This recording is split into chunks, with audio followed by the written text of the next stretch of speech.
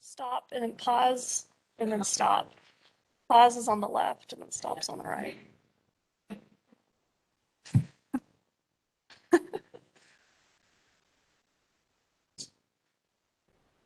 But do we want to switch?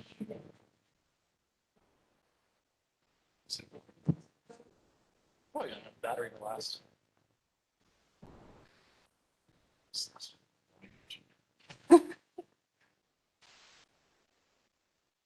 So right now, I'm just extended to.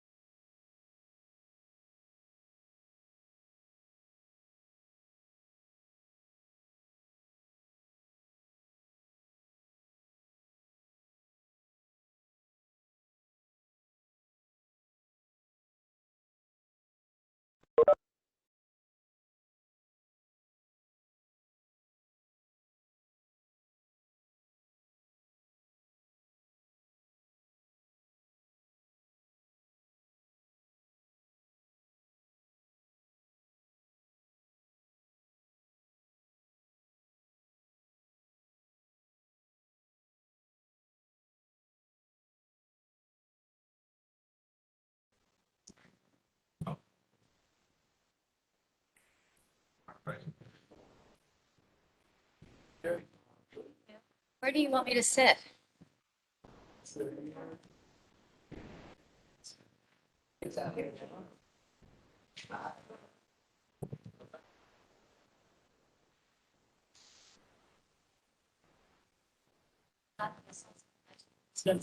Hey, I'm doing okay. I'm glad I was able to navigate.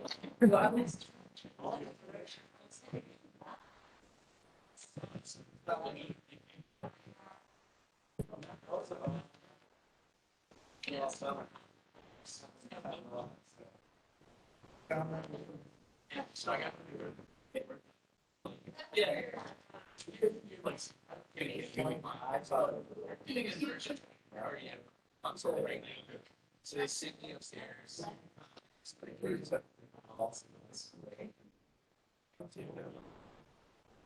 I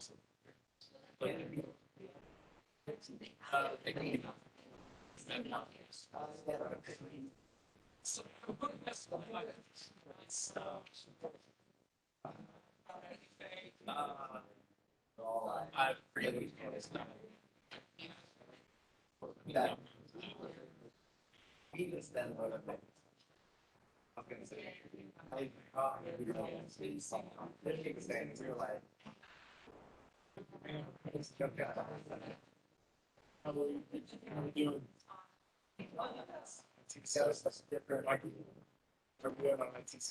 we're good. Let's give Nathan is on here so we can give him a test.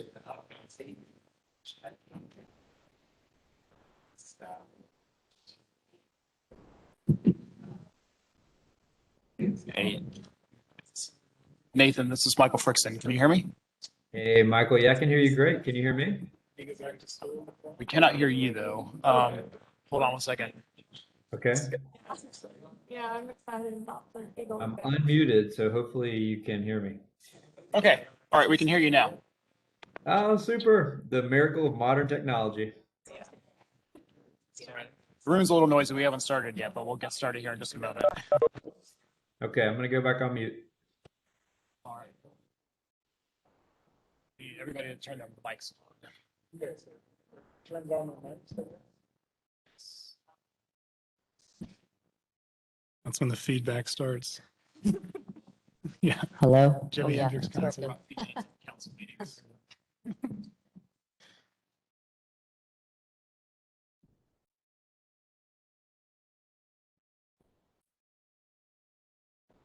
right, are we ready to get started?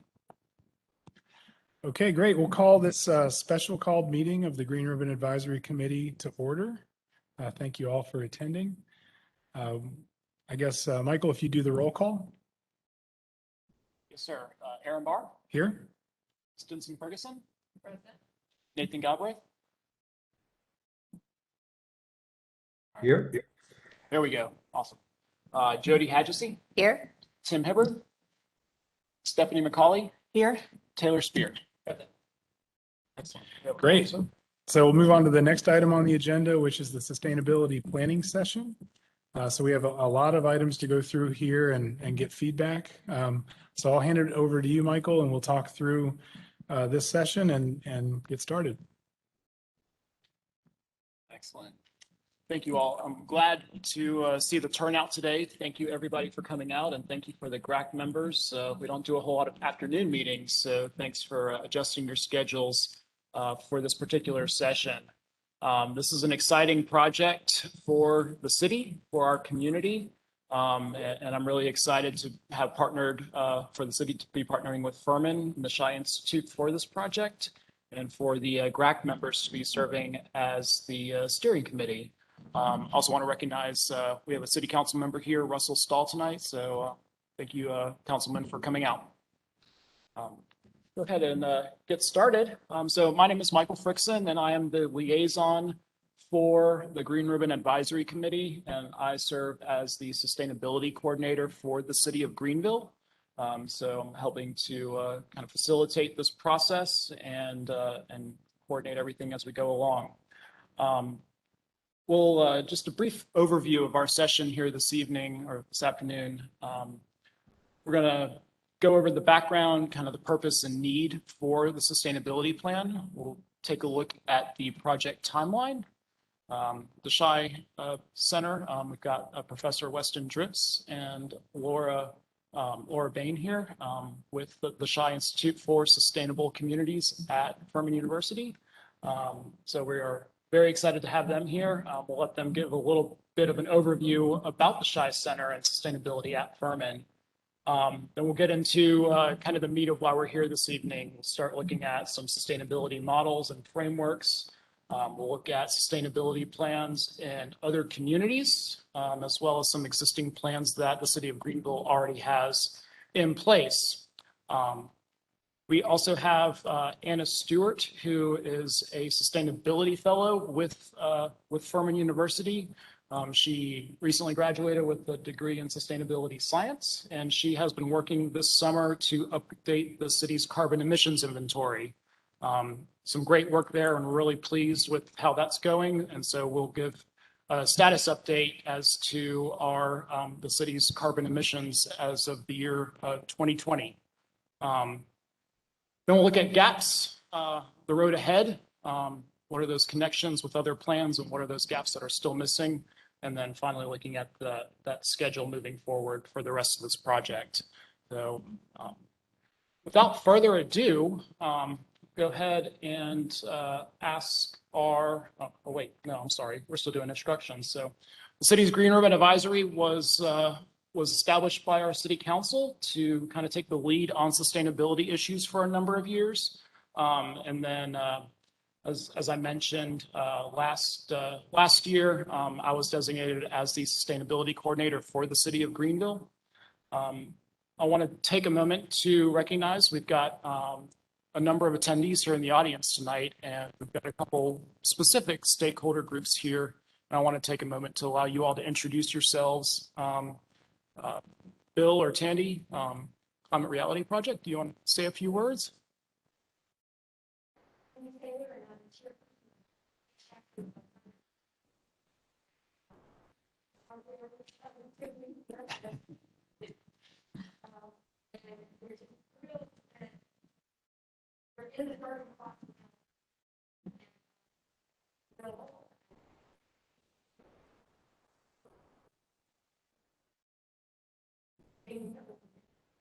Wonderful. Glad you all are here.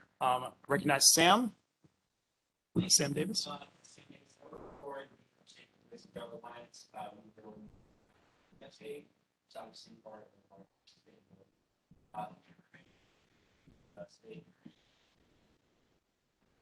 Excellent. Repeating your organization again. Yes, the upstate committee. Thank you about your time. That's. Thank you. Are you just here in the front? Yes, ma'am. General citizen, or are you here with a particular group? Or? Oh, hey, Sherry. I didn't recognize you with the mask on. So glad you're here.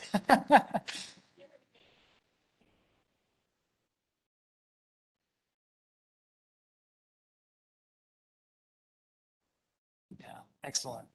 I'll recognize Dave Derrick with the city's Public Works Department.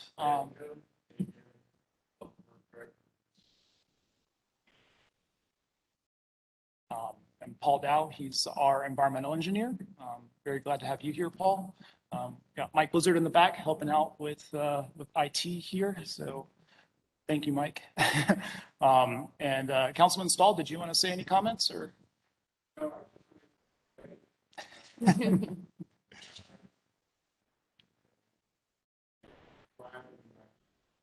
Yeah. Yeah, absolutely. And I guess I should take a moment and step back some. We've got some representatives on the call as well, but I can't see quite a full list at this moment. But I did want to go down just with our GRAC committee members who are serving as the steering committee for this project. We'll just go down the row. Aaron, do you want to introduce yourself? And Yeah, sure. Your background. My name is Aaron Barr. I've been a resident of Greenville for, I guess, 14 years. And professionally, I work for Wood Mackenzie. We're a market research firm in the energy industry.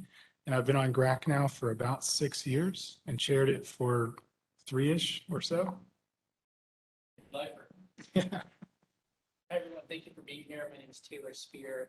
I am, among other things, an energy lawyer with Turner Paget. I've served on that energy subcommittee for 2 years.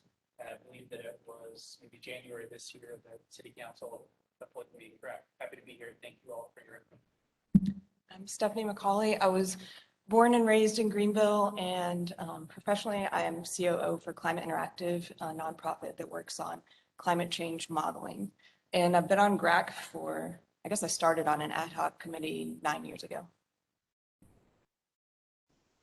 Hi, I'm Jody Price Hyacey. I started on GRAC.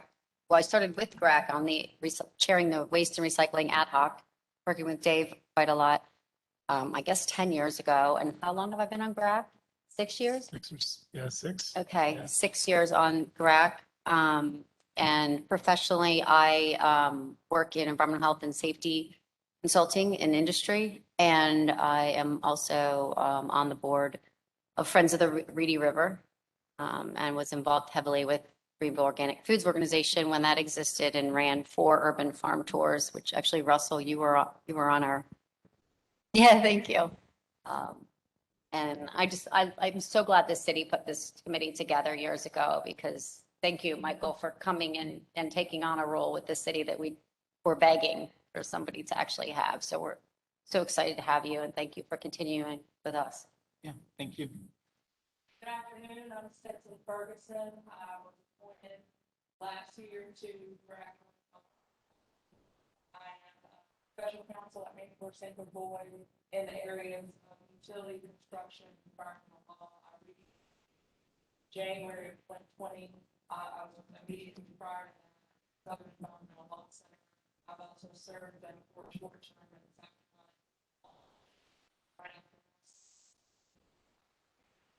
With my family, where we can start from. My background with regard to water and for the most part in sustainability and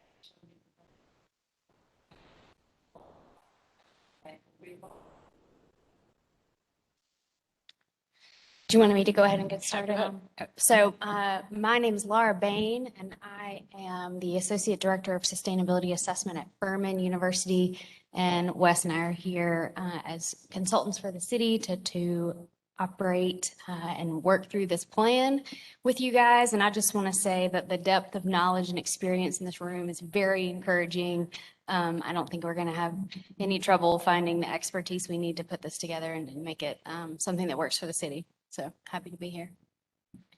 I'll follow on that. I'm Wes Dripps. I'm a faculty member at Furman University in the Department of Earth, Environmental, and Sustainability Sciences. Hard to believe, but I've been there about 16 years. But most recently, in the last 5 years, I am serving as the executive director of the Shy Institute for Sustainable Communities, formerly known as the Shy Center. And you'll hear a little bit more about kind of where we're headed ourselves and kind of our involvement. I'll reiterate what Laura said, ecstatic that we now have a city sustainability coordinator. We were so excited to have Michael take on his role. And as Laura said, ecstatic to kind of bring everyone together, all these stakeholders together to really put together a solid plan for the city. So looking forward to this endeavor, and we'll be speaking with many of you, I think, through the process. Thanks, Wes. And then Nathan, we've got you joining us internationally, I believe. That's right. And I think we've got a pretty good connection, which is encouraging. Nathan Galbraith, I started with GRAC about 8 years ago, like Jody, with Waste and Recycling Subcommittee. And I think this is my second year on GRAC. I've had a lot of environmental law experience over the years, but my main day job is real estate law. So glad to be here and very excited about this sustainability program. Excellent. Thank you. Thank you to the GRAC members and for everybody here for introducing yourselves. I just wanted to demonstrate really the expertise and the broad area of representation that are here in the room. And then we've got numerous other groups and individuals that are joining us on the call. So thank you again to all of you for joining us. I guess I'll also put in a final plug for, I think we've got potentially a couple of openings coming up on the GRAC committee here in a couple of months. And I believe tomorrow might be the final day to submit an application if you want to be considered for it. So go ahead onto our city website and you can submit an application there. All right, let's get into it. What is the background and kind of the justification? Why are we going about this project? I think it's a fair assessment to say that sustainability efforts at the city have historically been decentralized across the organization. My understanding is that there has been a sustainability coordinator position in the past, but really the sustainability operations are kind of, this point is not necessarily a bad thing. They're decentralized across the organization. And so a lot of the departments have historically taken it upon themselves to move the ball forward on sustainability initiatives. So, for example, in Parks and Rec and in our Public Works and Engineering division, each of them have found ways to integrate sustainability initiatives into their day-to-day operations. GRAC attempted a couple of years ago to put those together in the Greener Greenville document. And so we'll take a look at that here in a little bit. Laura's going to talk about that. So the purpose of this is to try to get a little bit more structure and not necessarily a top-down approach, but to get a more cohesive vision and understanding about what the city's sustainability goals and priorities are. And we've got numerous other planning documents and efforts that have happened in recent years. The most recent that comes to mind is the GVL 2040 Comprehensive Plan. And so that had a broad, really thousands of public touch points and comments that went into it.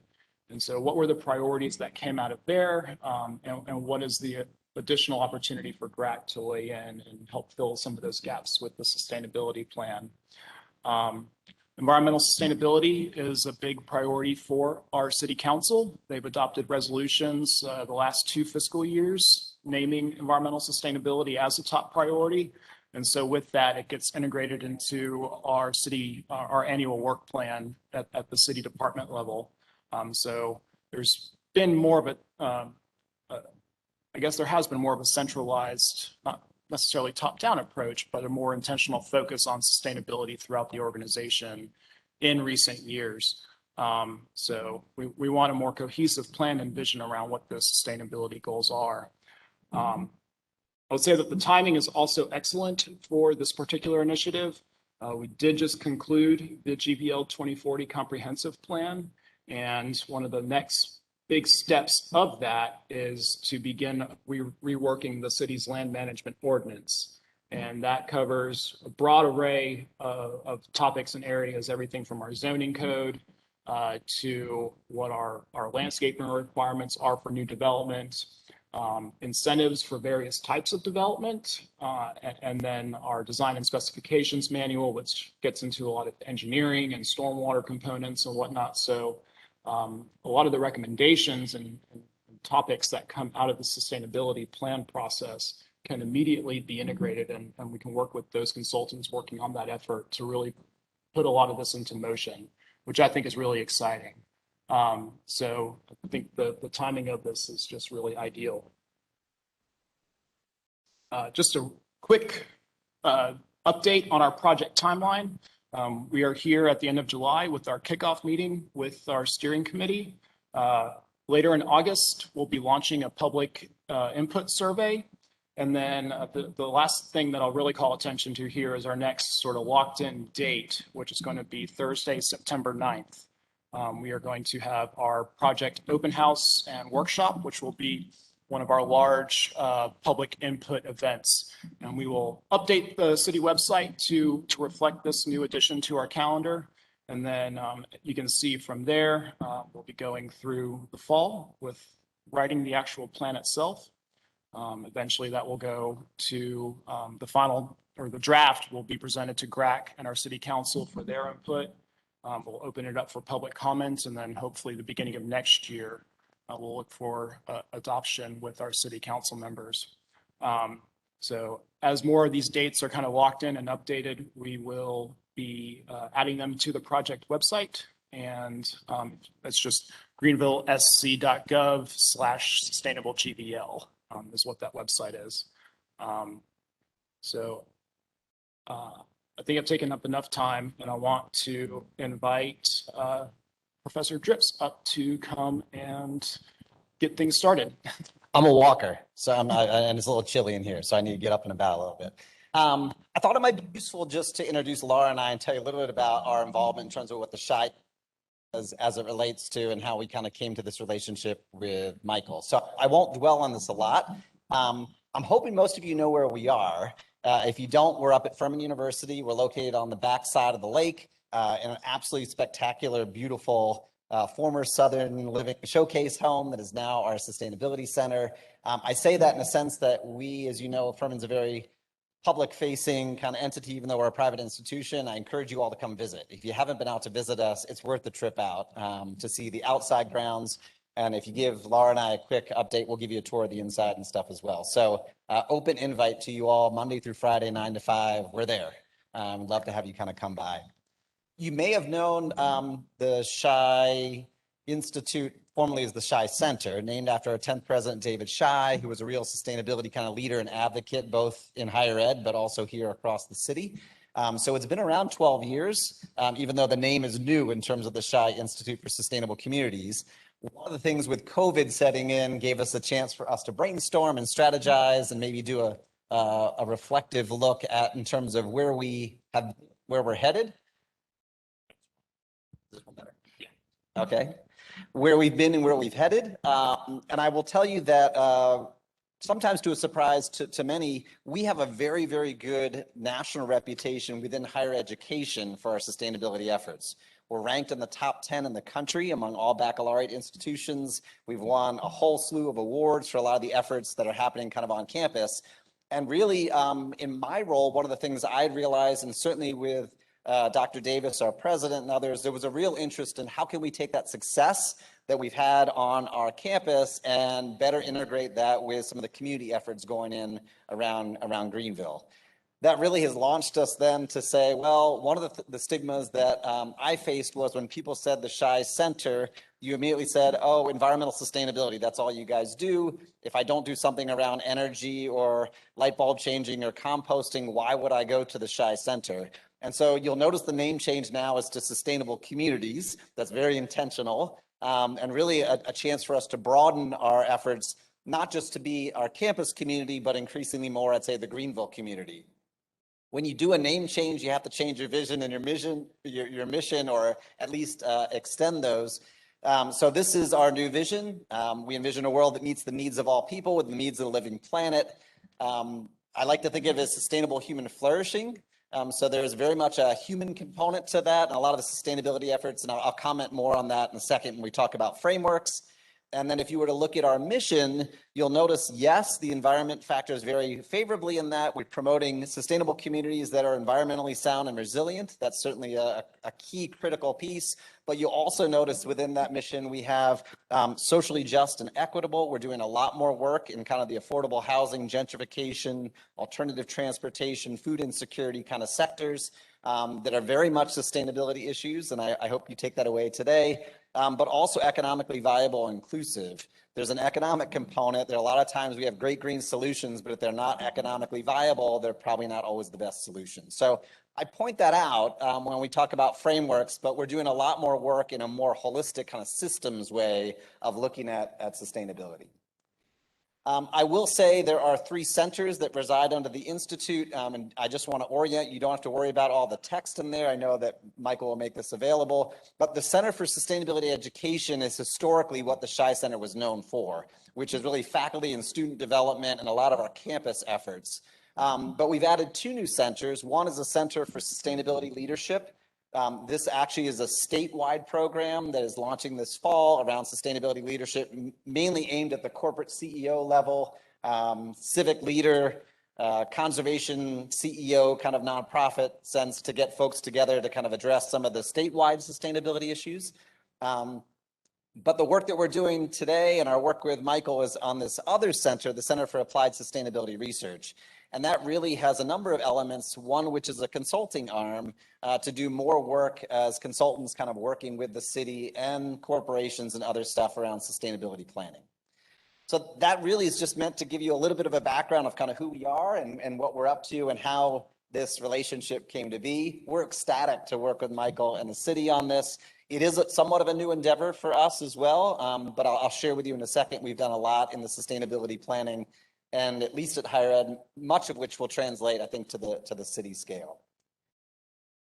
I also think it's really important before we get too far ahead of ourselves in planning to make sure that I maybe share some of the common frameworks and models that are out there when people talk about sustainability. And it's something that we can discuss at the back end if people have different perspectives. But I think it's a good framing mechanism to kind of get us going before we jump in and start talking about categories and other elements. So I'll walk you through a few of these and really say that if there ever was a time for sustainability science to really rise to the top, this is our moment, if there ever was a moment. One of the few things the pandemic, among others, that really kind of exposed was how unsustainable many of our current systems are. And I say that in terms of the economic side. We've had a lot of economic instability. It really has brought to the forefront a lot of issues of racial discord and inequity that have been very much linked to that. Obviously, climate change is there and has been there and is still there, kind of bearing down on us. But in many ways, how do we come out better on the back end is something I think we really have a chance now for a restart, a reboot, a revisit around some of these current policies and ways we've kind of done business in the past. So with that as a quick launch in, I'll highlight some of the common models. Many of you, I'm guessing, are pretty familiar with the model there on the left. People call it the triple bottom line. They talk about people, profit, and planet. They talk about the environment, economy, and society, the Venn diagram. It comes by a whole bunch of different names. When sustainability, I think, was just starting out, this was the model that everyone kind of glommed to, and I think still is very prolific if you go out and look around in terms of what models are out there. It actually has, in the academic sector, been deemed weak sustainability and has been replaced by the model there to the right, which is the embedded circle model. And I say it's weak sustainability because people began to realize that this three-legged stool model that people talked about for so long, maybe not all the legs of the stool were actually equal as that model seems to portray.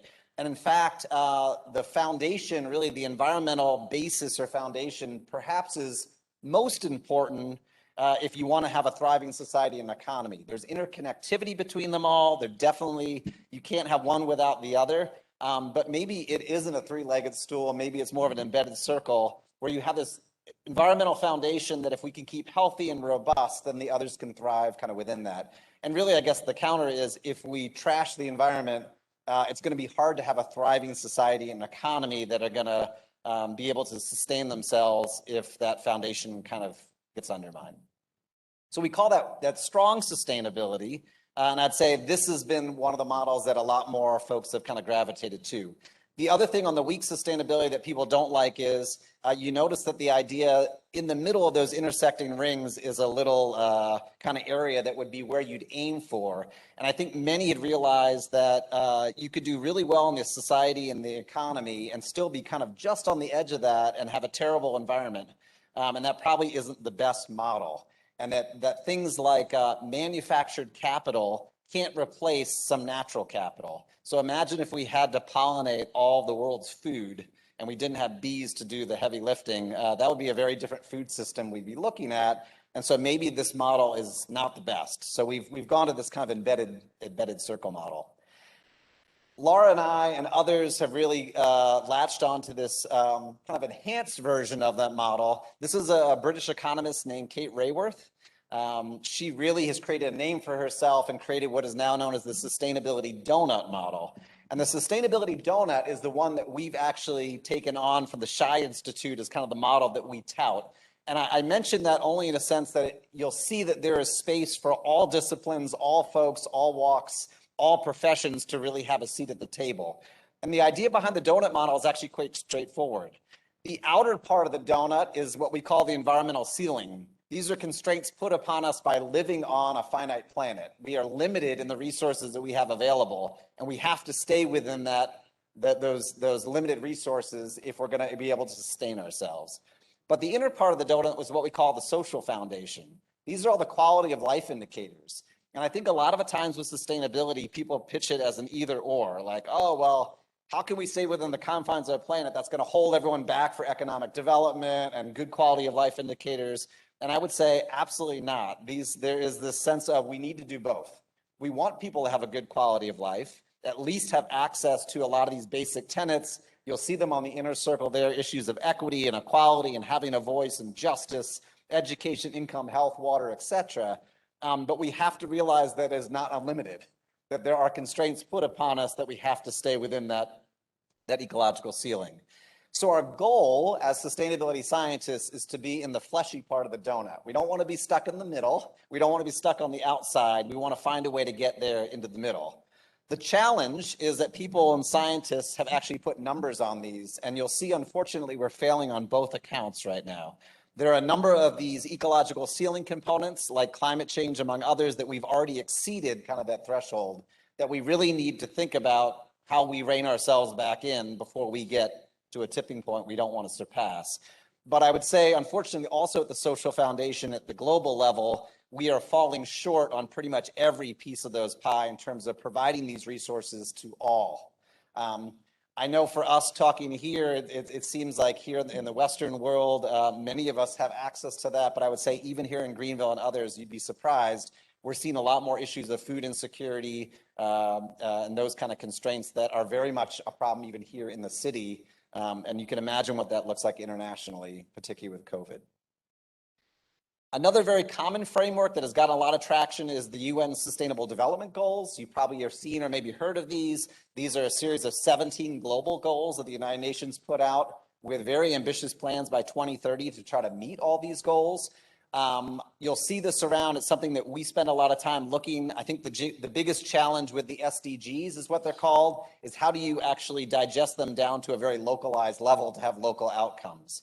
A lot of this work being done by the UN is being done at a very global scale. And sometimes that creates, like, what does that look like at Greenville? What would that look like on a college campus? Can be sometimes hard to get to, like, how do you address no poverty, on a college campus? What would that look like? But I mention this because it's one that's gotten a lot of traction and, in fact, actually increasing traction within the sustainability kind of networks that are out there. In fact, actually, there are organizations that do assessments at the city scale. Laura came across this the other day. There was a 2019 U.S. City report for the Greenville, Anderson, Malden area that assessed us on our SDG performance. And you'll notice we did okay. But based on that report, we didn't do particularly well on poverty, gender equality, reduced inequality, sustainable cities, and climate action. The good news is that provides good impetus because those are going to factor in quite highly, probably with some of the planning that we're going to do kind of moving forward. So work to do, but that's why we're doing this. In terms of our experience, there are different frameworks. So whenever you're going to put a plan together, you need some kind of an assessment plan. You need metrics to track. We want it to be quantifiable. And that is something that we're going to have to grapple with. We might decide on categories, but like, what are we going to measure? How are we going to measure? How are we going to track our progress on that is something that we're going to have to think together as a group. In higher ed, we have a large number of categories. Laura spends an immense amount of her time tracking all 13 of these categories at Furman. And so we have a lot of experience on looking at things like transportation, grounds, waste, climate, air, many things that a city would face as well. But you can also then elevate those to the city level. This ASHE STARS assessment is done through a higher ed entity. But at the city level, you may be familiar with LEED, particularly around buildings. LEED has been around for a long time in terms of looking at the overall energy performance or overall sustainability performance of a building. But LEED has gotten now into the city sector and segment as well. There's now a LEED for city and community that allows you to actually track and monitor sustainability at kind of a city scale. And there are 8 categories that are there, many of which we will probably be looking at or considering along the way, that they have different metrics that they put out. And that may be something we decide as a group aspirationally, we want to get LEED certified as the city of Greenville. But that's something we can discuss and kind of talk about because there are some metrics already there with regards to that. All right, so that's your crash course in frameworks. And again, that's just meant to be a teaser. I wanted to share with the GRAC. You guys may be well familiar with many of those, but that's where I think Laura and I can help kind of walk through some of that and do a lot of the behind the scenes as to what those might look like. To help give you another sense of kind of what I've seen, so I've spent a bunch of time over the last couple of weeks looking at other city plans, city sustainability plans. I picked some cities that the GRAC had suggested that we look at, as well as some that we came across, and others that I had asked some of my contacts in other areas that run various networks, what would you recommend? And so I took a deep dive and looked at 6 different city plans. Knoxville, Chattanooga, Asheville, city of Dayton, Charleston, and Fort Lauderdale, kind of a wide range and wide array. And I thought you might have interest in, I've tried to digest it and just give you categorically a little bit what were some of the commonalities as we think about what might go into a city of Greenville plan. So probably no surprise, I showed you those lead categories. These are essentially the 7 categories that show up on almost all of those plans in some form or another. I will tell you that some of those city plans will be very focused on, say, climate and energy and emissions is kind of their metric, where others have taken more interest in community-focused stuff around resilience and adaptation. So this is, I've genericized it all, but education and community engagement, energy, the built environment, transportation, landscape, waste, and water. Maybe no surprise, but these are the 7 that were the commonalities I found between those, and ones that I'm sure we will work together to kind of touch on and decide where our emphasis necessarily needs to be. All right, so the last part before I turn it over to Laura on this is I just want to give you really quick snapshots of almost a teaser of what I saw on these other plans. I've taken little screenshots from their plans, not that you read all these, that is not the intent. But I know aesthetics important. I know like depth is important when you think about a plan. And so I just want to give you a quick idea of maybe what some of these plans entail. This is the city of Knoxville. Almost all the plans went with a beautiful color coding, which I thought actually found very useful. So when it's goods and services, it's colored in red. And within their plan, they kept their plan short and sweet. It was about 35, 40 pages. They had a page that literally kind of summarized the overall topic, a little bit of what they did, and then they had a very direct work plan. Here's what we want to do. Here's the status of it. Here's the metric that we're going to use. Short, to the point, very sweet, has a lot of advantages, I will tell you, as you'll see in a second. And maybe where we start in terms of just having a concrete, we build off the greater Greenville, the greener Greenville goals and really actionize them and kind of go from there. I like this plan a lot. I thought it has a lot. It's very digestible to the public. You don't get swamped with the 200-page report that no one seems to want to actually read. Dayton took a different approach. They were very project-based. So again, you'll see the same categories, but they focused on almost telling little case studies of very, very specific projects. And each page or two would be kind of an overview. This is the project we're going to do, and it was kind of emphasis. So it was less on kind of goals. It was kind of like, these are our next big projects kind of moving forward. Interesting, kind of a different kind of tactic. Fort Lauderdale, the same kind of topics. They did kind of an interesting one, which was a little bit a hybrid. So they had clear goals, and within each goal, they had an action. But for each action, they had this very common template that was very, very not wordy, that said, here's the action, here's what we want to do. This is the status, here's a responsible party, here's the timeline we hope to achieve it. This is the metric we're going to do. This is how much budgetary time will take, the benefits, issues, done. They have the same template for every single goal. I mean, it's just page after page of those, but it has some nice continuity where you're like, got it, I understand kind of where that is.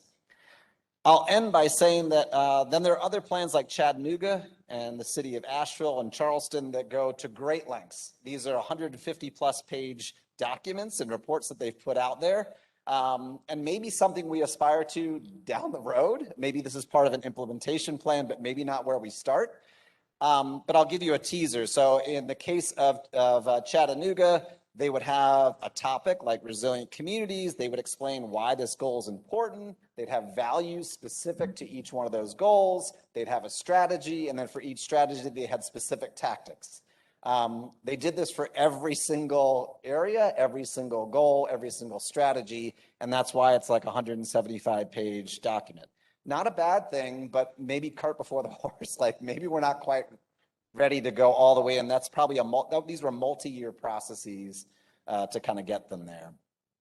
And then last, I'll mention Charleston's another one. Obviously, they just came out with a climate action plan, which was really exciting, but they did have actual sustainability plan that predated the climate plan, and they too took a very similar tact. They would have an area, they'd have an action. For the action and every sub-action, they would have a very lengthy multi-page write-up where it would talk about the summary of the issue, the recommendation, the implementation strategy, the cost to implement, the benefits, the timeline, et cetera. And there's a lot in there. that's kind of to digest. So I share those, not for you to read all those. That's Laura and my job, is to read and digest and kind of like distill them down. But I wanted to just give you at least a range of what the possibilities might be, because I think that's one of the things we're going to have to decide as a group pretty quickly. What are our focus areas, and what is the depth to which that plan needs to go on the first end? And I'll turn it over to Laura to talk a little bit about where we're at with regards to Greenville. Thank you. Sometimes it's hard to follow a professor, but so while Wes spent the last couple weeks reading plans from other cities, I spent some time reading some of the plans that have already been created for Greenville.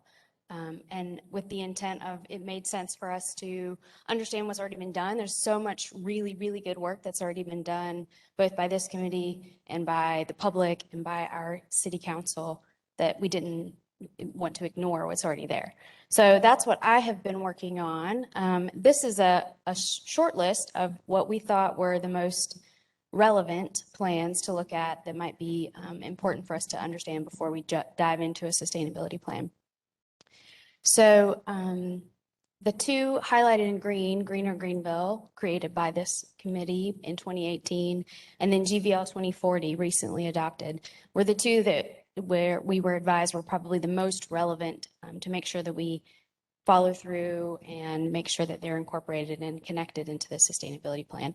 But there's a lot of other ones that will make sense to look at and make sure that we're tying it all together. As Michael mentioned earlier, land management ordinance is being revised now. The tree ordinance, I believe, just got some updates and is now an active plan. And then Unity Park Character Code already in place as well. And I'm sure there's smaller neighborhood plans that'll be coming along as well. So my intent with this was that we don't duplicate, we don't recreate the wheel, we don't disrespect the work that's already been done, but instead we try to support, expand, enhance, connect, and make sure that we really incorporate all that together to make it make sense for Greenville. So we'll do a little bit of an overview of Greener Greenville and GVL 2040 for those that may not have spent the last couple of weeks reading plans. GRAC, you guys will be familiar with this one already, but the main topics in Greener Greenville were energy and buildings, mobility, natural systems, and then recycling and waste management. And there was a range of goals within these plans, some very specific and some more aspirational, using words like explore and look for opportunities in. Great places to start. And then some had very concrete metrics like becoming a silver bicycle friendly community, that kind of thing. So this is a really great place I think for us to start looking at what data has already been collected, where do we need to go, what are the goals that have already been sort of set forth. And then the more recent cities comprehensive plan, GVL 2040. I put this one up on the screen as a reminder. We had a recent conversation with one of the city faculty or city staff, and she just wanted to make sure that we sort of take the spirit of this and make it make sense within our sustainability plan. And so quality of life was sort of the overarching theme that tied GVL 2040 together as the key to community and economic vitality. And then there were three main areas in GVL 2040 that were really the focus of it: open space and the environment, affordable housing opportunities, and then transportation and mobility. And they were color-coded as well, which I also liked. It was easy to kind of see what goals went with which topic. Laura, can I add a few? Sure. Can we go back to the previous slide? So those of you that were involved with the GVL 2040 process, I think kind of got an orientation at the beginning of that, where this was a very different approach to a comprehensive plan for a city. If you look at a lot of communities, they it's kind of a kitchen sink document, and anything and everything ends up in their comprehensive plan. And the consultant team that the city worked with, they've done a number of these plans across the country, and they really kind of changed our thinking and talked and really challenged the steering committee and the public there to start to understand the trade-offs, that you can't have it all, you know. So all these things have dollar signs attached to them. There's limited capacity. There's got to be, you know, the political willpower behind a lot of these. And then really what is the community's, at the end of the day, what are the core things that we're after? You know, every household has to make difficult decisions sometimes, and the city's the same way. So we started off with a very broad spectrum of categories and went through a series of meetings over many months.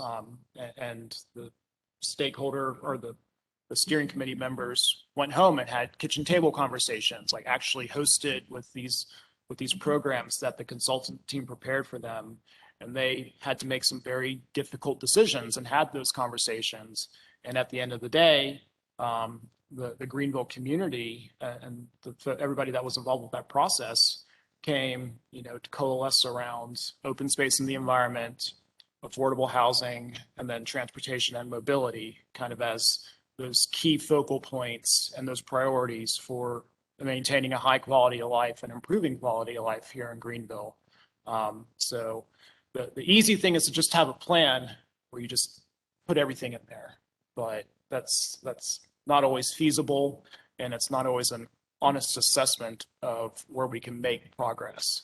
So I think in the spirit of that GVL 2040 framework, we kind of owe it for this process and moving forward and other community plans that the city's starting to really understand that whole trade-off concept, and where you're about to go into kind of that principles and values.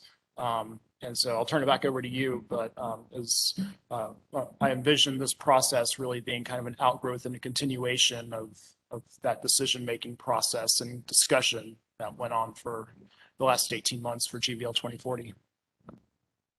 Thank you. Thank you, Michael. One other clarifying comment on Greenville. So the first draft of that plan was actually released back in 2011, right, or 2010. So the 2018 version was kind of an update. So we went through all the things that were on that first list, checked a bunch of them off and took them off the list, or found that, you know, priorities had changed, things were not feasible anymore, whatever. So I think that's just some additional valuable content. And this committee spent a ton of time wordsmithing those goals and objectives. So that there was a lot of work that went into that alongside city staff. So I think it is a really good place to start, but also there's also a kind of a legacy document there too that may also be helpful to refer to. That's great to know. And the plans were both approved by city council. So the way that had to happen is the committees worked on, the ad hocs worked on it, GRAC reviewed it, edited it, decided kind of what was final, and then we took it to city council for their approval. So like when you saw the thing about eliminating styrofoam plastic bags, like anything that was on that Greenville, approved by city council. Right. Doesn't mean it necessarily happened, but they were aware of it and it was approved and vetted by them. Yeah, which is great. That means it's like on the books and we can really lean on it. Well, hopefully. But good to know that there was an original. Okay. No, right. But the plan was approved by city council. I would love to make sure we get a copy of that original document too. Yep, sure thing. So I just wanted to also take this graphic from GVL 2040 and pull it back up. It sort of takes you through the core values that were determined during that process, and then the planning principles that helped put those into practice. And so enterprising, resourceful, inclusive, and courageous were the core values. And then the planning principles, making sure we're listening to the historically absent or ignored voices, doing no harm to our assets without committed mitigation, applying the triple bottom line. And I circled that because it kind of brought me back to what Wes was saying with frameworks for sustainability. But still good to know that having that trifecta of things to think about when we're doing this plan is already in GVL 2040. And then setting standards that we can be proud of decades from now. So our intent, I think, is to continue this this mindset as we move forward with the sustainability plan as well. So my brain works in spreadsheets. And so what I did was, as I was reading these plans, I was sort of making topic lists and putting in, okay, well, this plan mentions this and this plan mentions this, with the idea of where's their overlap and then where are their holes. And that might help us sort of focus what we need to be working on. And so these were the areas of overlap in that list of plans that I showed you. There is a lot of talk about open space and the environment in lots of different plans, some in great detail and some as a casual mention or as a specific sort of subtopic. There's a lot of talk about housing, affordable housing, and it's mentioned in several plans, predominantly, I would say, in GVL 2040, and then this more recent missing middle housing study. And then transportation is also very well discussed in lots of different plans. Trails and greenways, for sure, complete streets policy. It also is a big topic in GVL 2040. So these are areas where a lot of work has already been done. There are a lot of goals already set, and there's a lot of progress that's already been made. Not that we can't do more, but these things have been discussed.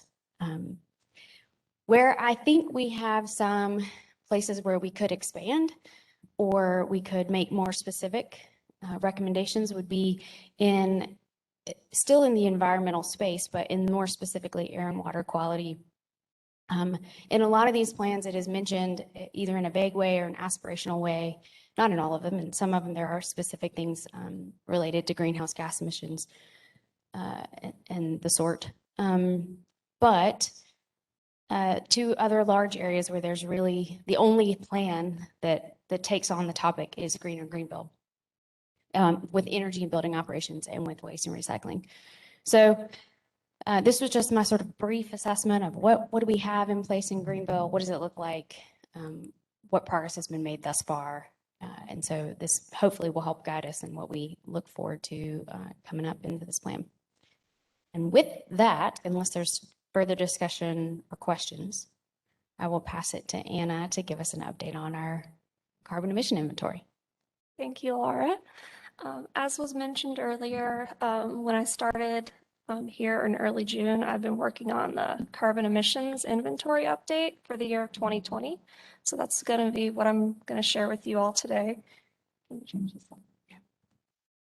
So here on this slide, you can see the results that I've actually just finalized as of this week. The pie chart shows just a visual breakdown of our 7 categories, and then the table shows the actual numbers in metric tons for the amount of CO2 that each category emits. And that's in order from least to greatest. You can see that the least amount of CO2 that's emitted is from the first category, process and fugitive emissions, which is actually really hard to see on the pie chart because it's so small. That's from refrigerants from HVAC and GreenLink. And then the largest category is the solid waste facilities, which takes up about 3/4 of the pie chart. So definitely a large emitter there, and that is from waste tonnage and then the closed landfill. In total, we have about 95,000 or just over 95,000 metric tons of CO2 that were emitted from this inventory. And then this is the previous inventory that was done 2016, 2017. In this one, there was only actually 6 categories because streetlights and traffic signals was included in buildings and facilities. It wasn't its own category. So that is one difference from the 2 inventories. But overall, the order is the same. Process and fugitive emissions is the smallest, and then solid waste is the largest. And then the total for this one is just over 90,000 metric tons of CO2. And then here we have just a comparison of the 2 pie charts. Once again, the 2020, 2021 looks a little different just because there's an extra category. But otherwise, the order is the same, and solid waste has increased a little bit, which we can see a little bit more on the next slide. And then here is the table for the inventory comparison and whether or not each category increased or decreased. So we can see that 3 categories decreased and then 3 increased, and then not including streetlights because it wasn't recorded before. Something that's really interesting, because 2020 was the study year for this, was the impact on the pandemic having on emissions, because definitely a lot of articles have been done about this. That graphic on the top was actually a journal article that was published in 2020 showing how much emissions have decreased compared to 2019 values. And then the graphic on the bottom was from San Francisco's level of emissions before their shelter-in-place mandate and then during their shelter-in-place mandate. So they had overall about a 25% drop in emissions.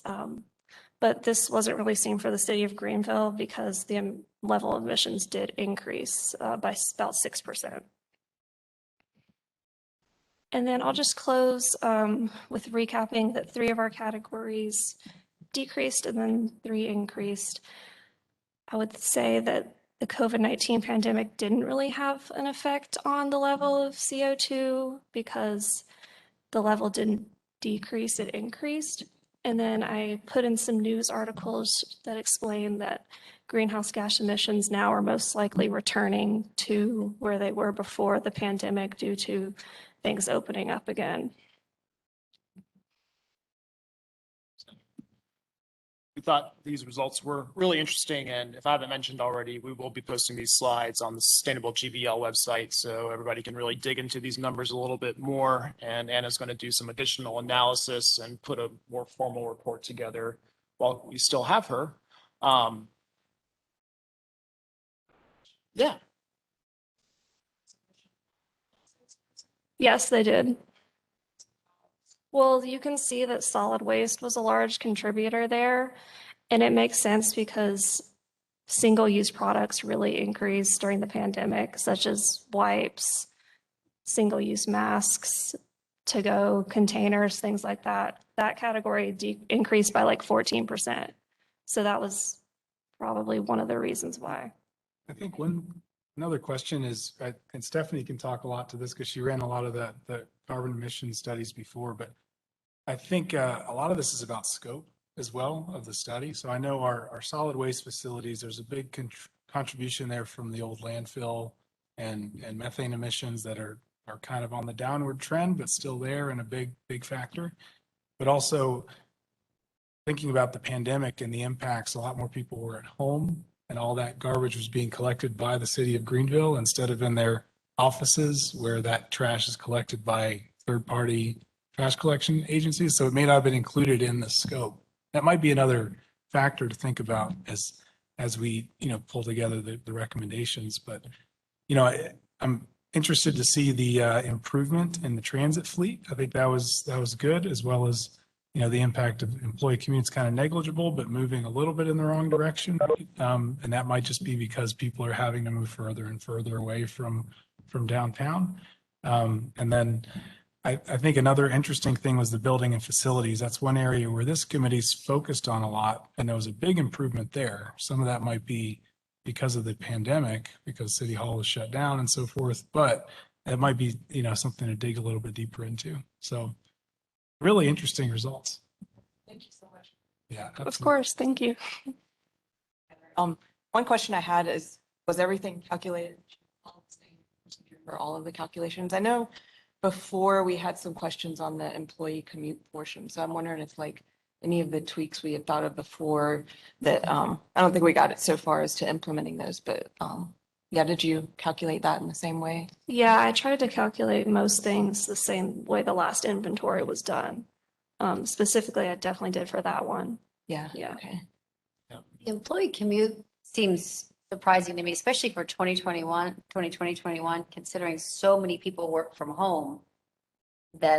Is it just that it's changed that much from 2016 to 2020? Or was there actually an increase?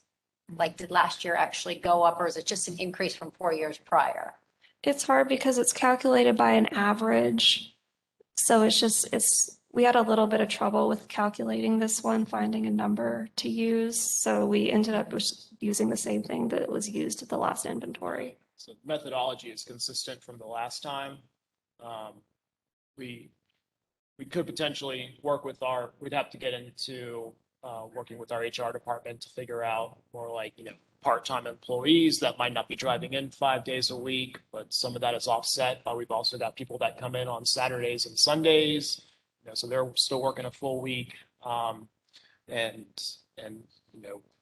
getting into specific address data, and there's some privacy issues there. So Right. we talked quite a bit about how we could get into it. And so at the end of the day, we went with basically the same methodology as the 2017 calculations. So it is kind of a consistent data set from them, but we could look at, some alternate ways of calculating that out. The other, just a couple of other notes, the part of the reason that buildings and facilities did go down was because if you look at the two building or street lights and traffic signals were pulled out and are in their own category now. So that's a little bit of that reason for the decrease. The other reason, just to add on for the solid waste observations, is a lot of folks were doing lots and lots of yard work at home. And so all that is picked up. We also had a couple of really severe weather events last year, so that contributed some with the down trees and everything. We kept on hearing from Dave and his crews about just all the time about the massive amount of yard waste and debris that they were hauling, and the numbers really do reflect that. So This is great work. Excellent. And, in the past, we have used an external consultant to do this work. So I'm really happy to see it done by city staff. I think it's just a great way to save money and internalize the knowledge. So thank you very much, Anna. This is great. You're welcome.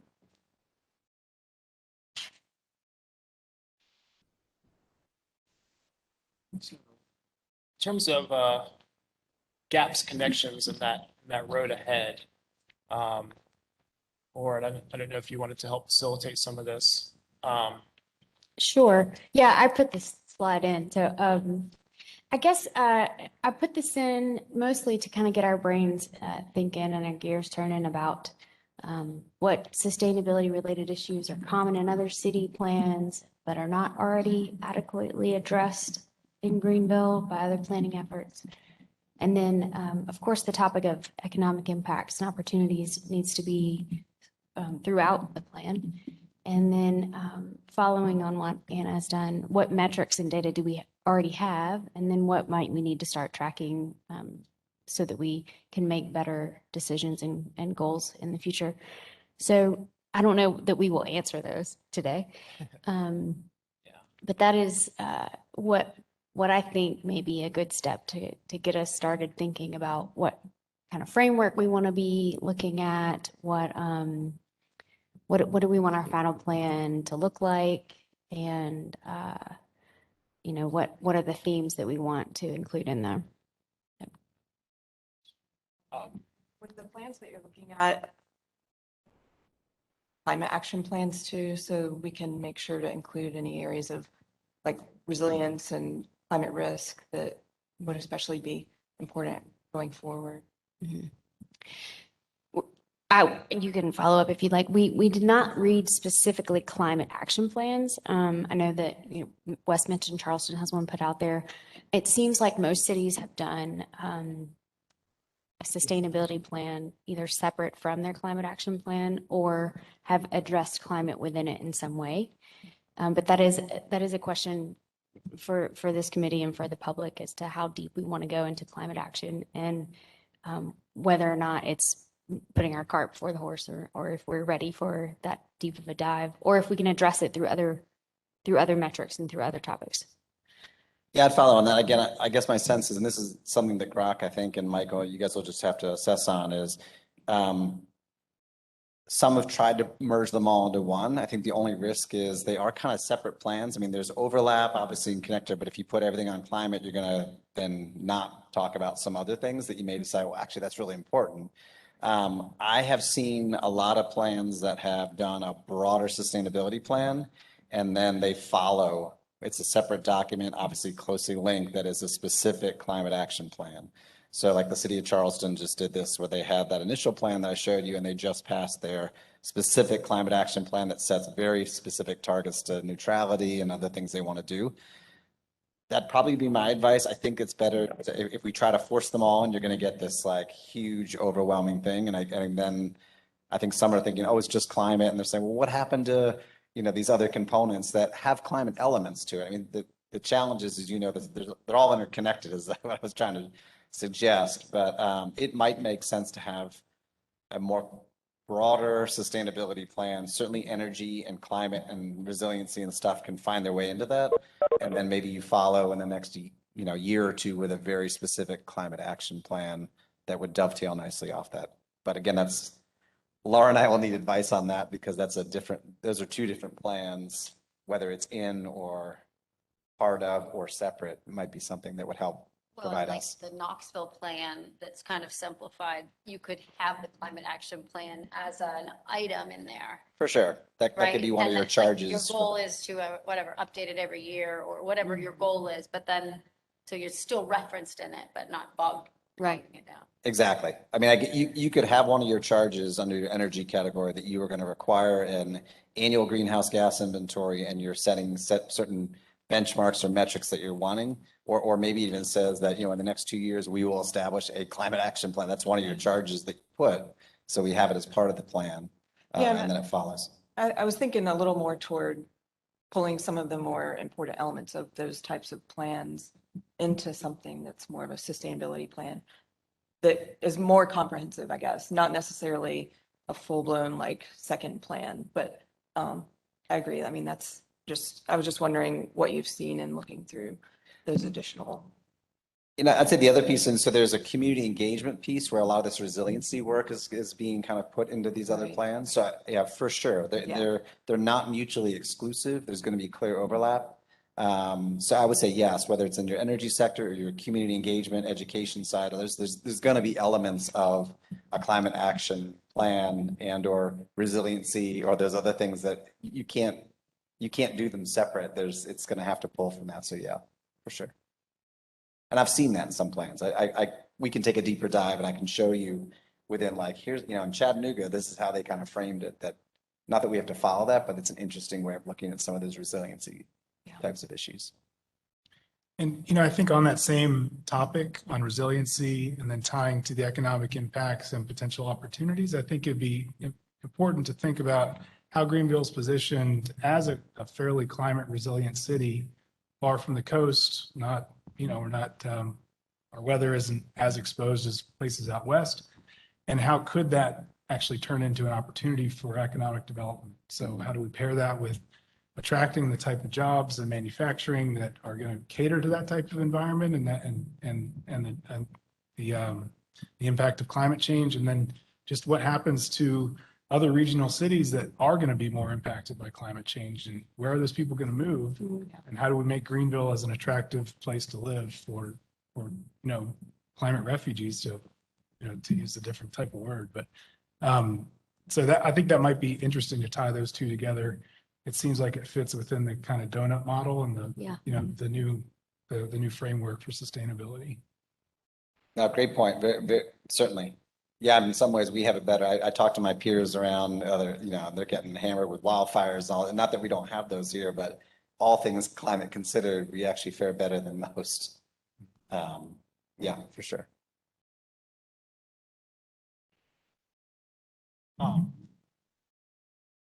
There are any other comments from GRAC? I saw Nathan had to leave, but be glad to open it up for a couple minutes for any comments from our members that are in attendance today.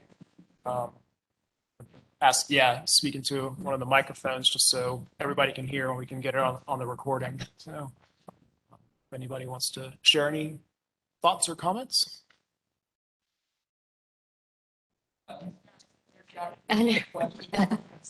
Come on, you guys. Don't be shy.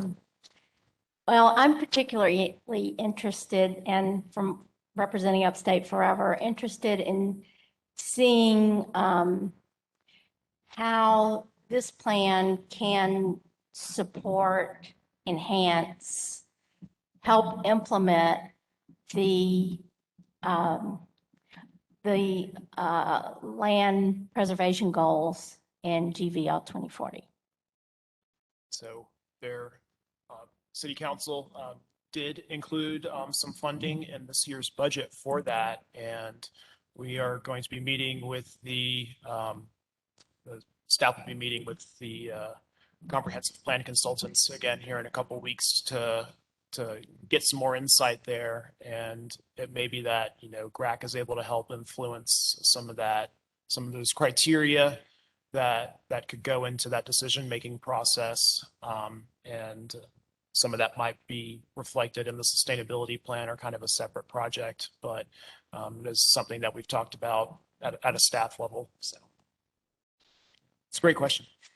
And I'd say, I mean, Laura mentioned this, but I think one of the challenges we'll face with all the documents there is obviously we want these plans to be aligned. You don't want to have a separate sustainability plan that's not in well alignment with GVL 2040 or the greener, Greenville stuff that you do. I mean, so I think part of our task is how do we digest this in a way that there's continuity between them all, not competition. It's not like, well, which one are you going to fund kind of thing. And that's going to be some crafting. I mean, but I think that's also, I mean, I think from our end, we see it as opportunity. It's like, this is a great opportunity to actually go from this more decentralized approach where we have kind of all these plans out there. How do we centralize that a little bit more where we build off of the strengths? We don't want to recreate the work that's already been done. I mean, there's been a lot of work that's been done, but how do we leverage that work to come up with something that's in line with everything they are? Maybe kind of, again, bring a renewed interest or a new focus, or maybe help push some of the implementation of like, hey, we've had these things and like, how do we kind of nudge these along? I think there's real opportunity to do that in a more kind of systemic systems approach that sees the interconnectivity between a lot of that stuff. So we're excited. We're excited about that challenge. Yeah, I think one of the opportunities I think that we have is to find a way to meet that land preservation goal that's in GVL 2040. And some of the criteria that can be used to designate that land could also help support goals that we may have for sustainable Greenville, be it water, air quality.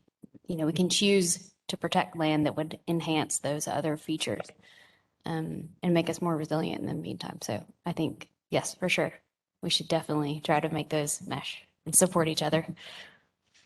I'd say the other piece too, and again, it's just that, you know, with these, depending where the areas go, I mean, I'm always a big for if you have a plan, you need metrics to kind of track your progress. Like we want to make sure that we have something concrete and actionable and something that allows us to say, yes, we're trending in the right direction or making progress on that, even if we're not maybe, you know, making the progress as quick as we want to. But it's like we have a concrete way and it's not arm waving and you know, not that the other plans haven't, but sometimes there are these aspirational plans that kind of throw out a general open thing. You're like, that's great, but like, how do you measure that? Or what is the metric that you're tracking?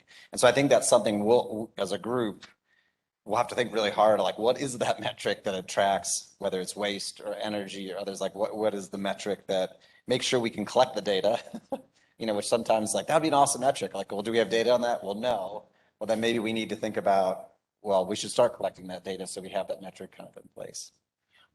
So that's where, I mean, I'm excited to see, again, categorically where we go. And then the nice thing is we can fall back on things like Lead City. Now, there are these third-party entities that have well-established metrics at the city. And maybe it's not a perfect fit, but there's good guidance in that as to like, how do we Greenvilleize that to make it, to meet a goal that it fits in what we think is achievable.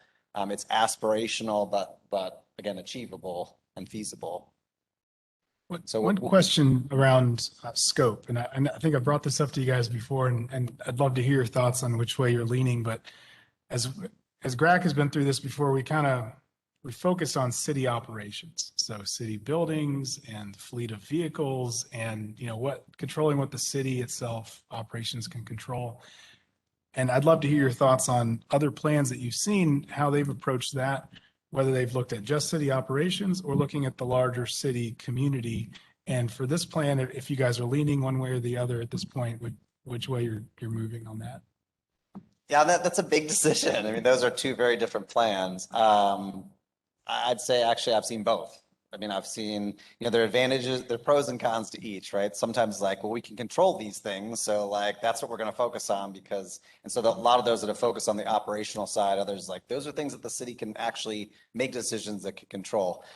I would caution us only since, and I think maybe that's where you start and kind of move. But again, it doesn't exist, the cities don't exist within their own little bubble. They reside within a bigger city, and you want alignment with the greater city area, even for those outside those city buildings that we don't control. We want a plan that speaks to kind of the broader, that's the whole systems approach. Like if we just look at the building and we don't put it in the system and the context that it's in, that could get us into trouble where we have aspirational goals in the city, but like we're ignoring a whole bunch of things that are actually really big city kind of issues. I mean, again, maybe that's a separate conversation where we'll do, but it's something that Laura, we're going to need some guidance on because that's going to really frame where we're spending a lot of our time and particularly a lot of our background work. But I guess to answer your question, yeah, I've seen both. Obviously, starting with just the city entry is easier, but that doesn't make it right or preferable. Yeah, I just see that as a fundamental kind of starting point, that deciding where the scope of the study and the plan are going to inform how much time it takes and what's included in the actual plan. I would say on the flip side, again, if you got to start somewhere, we got to make sure that the city has their ducks in a row. And like, before we get like big and broad and talk about the whole city, it's like, well, we got to walk the walk at the city level. You guys got to walk the walk that we're going to do to make sure that that's in alignment before we get too far out of scope. So, it may be an iterative process, maybe where we're focusing on how do we get those pieces in place, but make sure that we're seeing it in the broader context, knowing that we have to have this kind of bigger city system approach. Good question. I think something we'll have to come to some consensus on. Yeah. With And your something, input or this is a conversation that comes up when we're assessing sustainability among higher education institutions as well. What's the boundary? Like what's your cutoff point for things like carbon emissions? For example, is Furman University responsible for the commuting of its faculty and staff because we can't determine where they live and how far they drive to campus. So there luckily is a good bit of guidance for higher education, but I haven't come across that kind of guidance for cities in general. Maybe Lead City has some good recommendations on that, but yeah, but finding a boundary is hard. Well, and we'll have to be clear and define what this is the boundary for this plan moving forward. Other comments from the?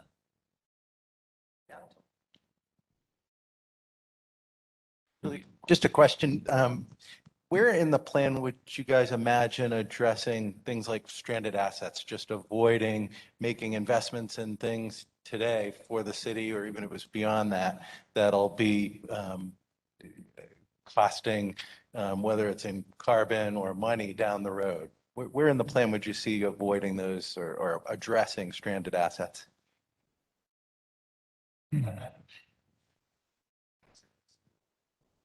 Could you define stranded assets, or what do you mean by that? Sure. For example, putting in a new building or investing in a building now that's going to be using oil or gas powered energy as opposed to clean energy, as a for example, and that you find yourself, hey, now we've taken 2 years down the road. Now we're ready to put in our climate plan, but we've already made these huge investments in things that are not as cost efficient, not as clean. And so how do you avoid that? So that's what I mean by stranded assets. Well, I can think of a couple examples that have come up through GRAC the last few years, I think that are very relevant. I think, Dave and the team have done a great job of optimizing the fleet. So getting rid of a lot of really old, dirty trucks and, moving towards, leasing or renting if they need big equipment instead of owning, 30-year-old pieces of equipment, going out and using it when they need it. So I think that's been a great example of kind of getting rid of some of our stranded assets. And I think another example that comes up that came through GRAC recently was around on the transit side and transportation. So the investment in Proterra buses is widely publicized and known. And we went through a debate about kind of advocating for other alternative fuels, including compressed natural gas. And what's the right path? Which one do we want to choose? And a lot of that was pretty interesting discussion, I would say. But I would say that might be something to consider in this plan is, if we want to have a preferred approach when it comes to fuels of the future and, trying to avoid investing in things that we think will be obsolete in 10 years, that might be a nice thing to include into this plan. Thanks. I'd follow on that. I mean, again, the beauty of sustainability is sustainable to what, it's about long-term thinking. And so again, even if this plan comes out and we say it's a 3 to 5 year plan or a 10-year plan, you always have to have that in the back of your mind, to your exact point, because you don't want to go all in on something that you then regret. I think the second thing is, and I remind our administration at Furman all the time, is like, Greenville's not going anywhere, right? So it's not like I'm a homeowner where I'm flipping a house. It's like, well, I'm not going to be here for 20 years on that, so I'm not going to worry about that. It's like, the decisions that we're making have 20, 30, 40, 50-year implications. And so again, it's not that has to set the goals, but that should always be part of that discussion. Because these buildings are going to be here and probably owned by the city for an extended period of time. So even if you have like ROIs and things on that seem pretty long, it's like, yeah, but if we're in it for the long haul and you own that asset, it probably makes sense to maybe a little bit more upfront capital costs, because in the end, you're going to kind of save money. And like I said, we have the discussion at Furman all the time, like, what's going to cost more? I'm like, yeah, but Furman's not going away, right? So yeah, it's a 20-year ROI, but that building's not going to be renovated for another 50 years. So we should do that. And we know that the carbon footprint of a building is predominantly in the initial construction of the building, and the operation of it later is sort of a much smaller piece of that pie for that building. So yeah, we have this discussion a lot as we start to renovate and construct new things on campus. Which is great. I mean, again, that's not a slight at all. I mean, it's always having that reminder of like, what is the time frame we're talking? And like, when we're talking about sustainability, it's like the city of Greenville, we're talking about the long-term sustainability of the city. So I mean, your point's a good one in terms of, you want to be careful that you don't create momentum and build up infrastructure knowing that 20 years from now you want to switch to something else, but now you've got that momentum that you can't overcome. It's a real challenge, and that's true in many sectors. I like the term stranded asset, though. Actually, I'd not heard that. I promised the GRAC committee members this would go on for about 90 minutes or so. We're kind of coming up on time, so if there's any final thoughts or comments, we'll take those, and then otherwise I'd say we can break for the afternoon.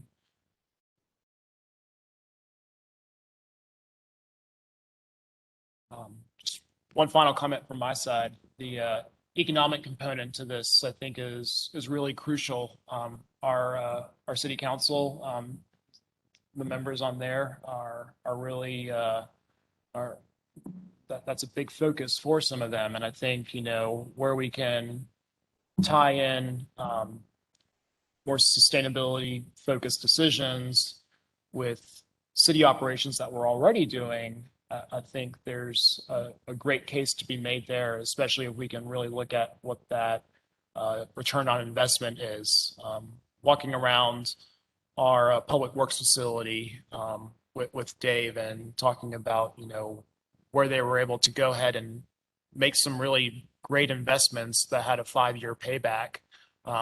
It was really interesting learning about some of that. And so decisions along those lines. And then likewise, there's value in being a sustainable brand. And I think, there's economic development opportunities for Greenville and for the broader region that can come out of some of the work that we're doing here. If you look at a lot of the corporate interests that are here in Greenville, a lot of them have a major sustainability focus, and what value can Greenville bring to the table on its own as a city, and attract additional investment and talent and some of those green jobs here. I think they'll be really interested and excited to hear about that piece. And so that was one thing we heard from the GBL 2040 folks and the staff, was to not let that economic impact and opportunity piece get left out. So We need to be the greenest of all the Greenvilles, right? That's right. That's the goal. I know, there's one in every state, I think, or more, right? That's what I've been told. We were kind of laughing at the beginning, and the very first slide says one planet, one Greenville, which is not, there's one Earth, but there's not one planet, and there's certainly not just one Greenville, but that was not the intent of the, not the spirit of the comment, but it was funny. We'll be the best Greenville, though. So just in conclusion, I want to thank you all again for coming out. I guess, Aaron, you're technically the chair, so you get to close the meeting. But before I give it back to you, again, have the September 9th date on your calendars, probably more of an evening type event. We're locking in a location to that, and once we do, we'll make sure that we get the word out to everybody. But I think you'll be really excited about the venue that we're lining up. So, Aaron? All right, we'll adjourn the meeting. Thanks to everyone for coming and all hard work.